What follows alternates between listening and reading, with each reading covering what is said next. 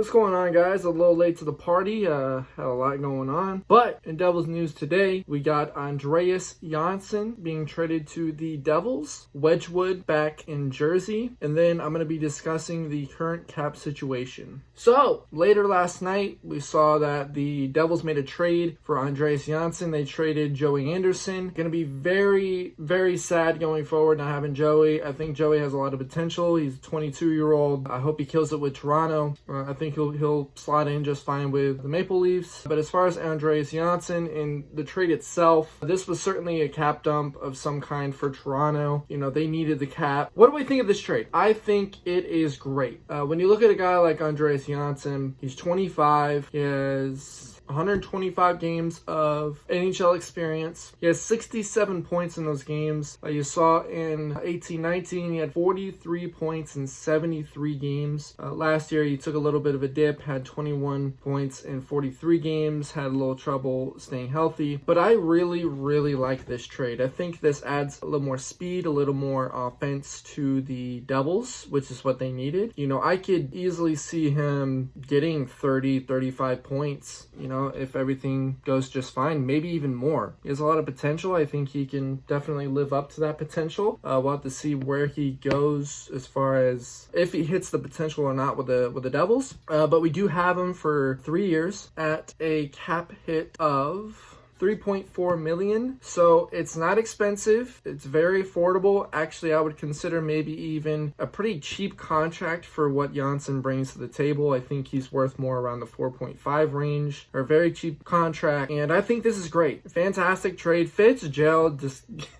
he just keeps continuing to amaze me. Great move for sure. And then we saw that Scotty Wedgewood back in Jersey. You saw it last year. He was the third string goalie for the Stanley Cup winning Tampa Bay Lightning. And now he's back in Jersey. He's welcome home.